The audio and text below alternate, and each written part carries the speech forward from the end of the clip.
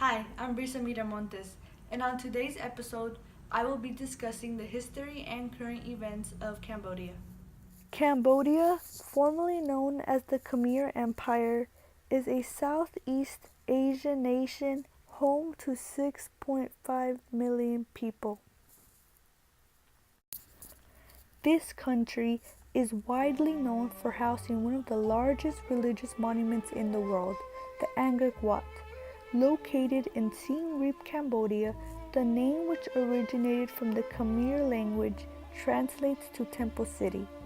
The Angkor Wat is a beautiful temple with complex features that represent Mount Meru, the home of the gods. Its 5 towers are intended to recreate the 5 peaks of Mount Meru, while the walls and moat below honor the surrounding mountain ranges and the sea. It measures 213 feet tall and 500 feet wide, taking up 400 acres of land. And it took nearly 30 years to construct. This temple was built by Emperor Severiman II, who ruled the region from 1113 to 1150. He wanted the temple to serve as the capital of the Khmer Empire, a political center for his empire, and a place dedicated to Hindu god Vishnu. Though it began as a Hindu temple, at the end of the 12th century it turned into a Buddhist temple. By the 13th century, this temple was no longer a site of political or cultural significance, but it remained important to Buddhists. This temple is no longer active, however. It is an important tourist attraction in Cambodia, despite it having some damage caused by the Khmer Rouge regime in the 1970s.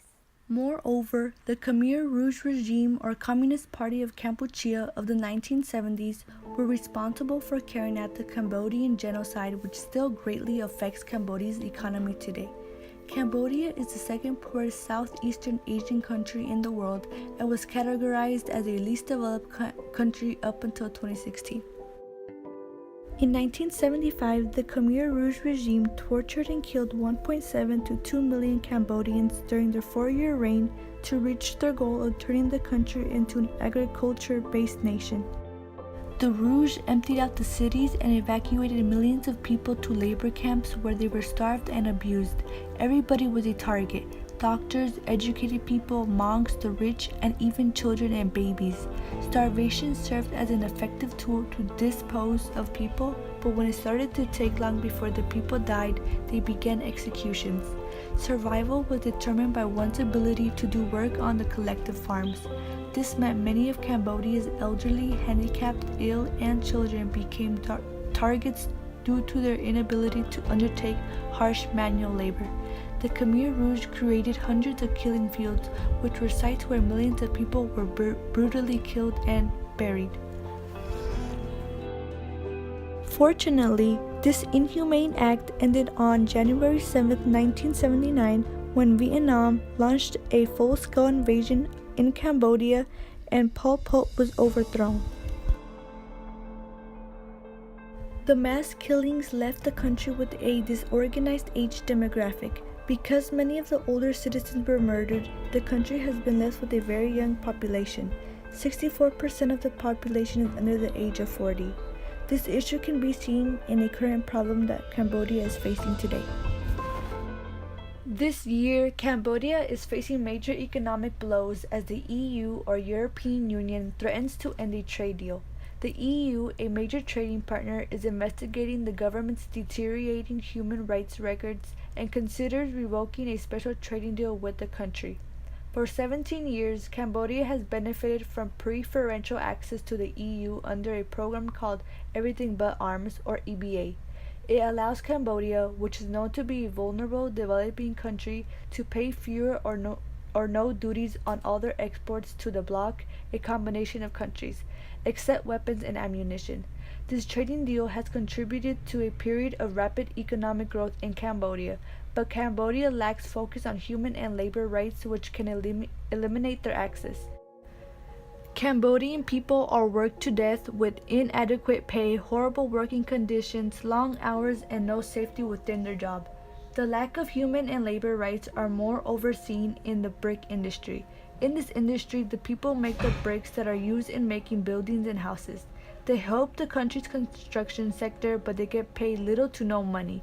It is also a physically dangerous job. And like I mentioned before, the demographic of Cambodia consists of people under the age of 40. So children are also forced to work in this industry because they have to help their guardians if they are over the age of 50 who can't do the hard physical labor, or if they are left with one parent. Many have died and got hurt. There is a legislation prohibiting child labor and forced labor that was just enacted, but it is not followed.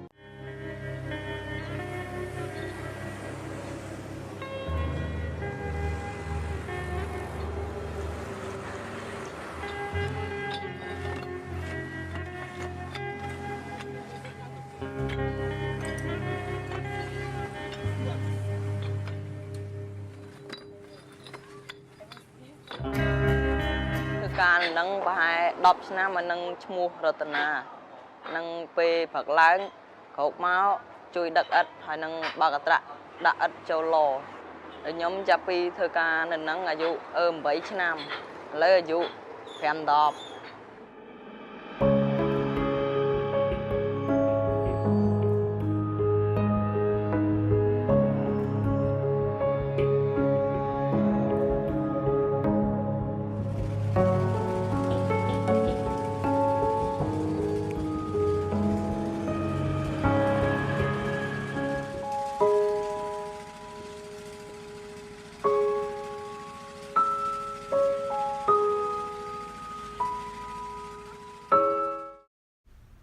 Most workers make less than $1 an hour and work up to 16 hours a day.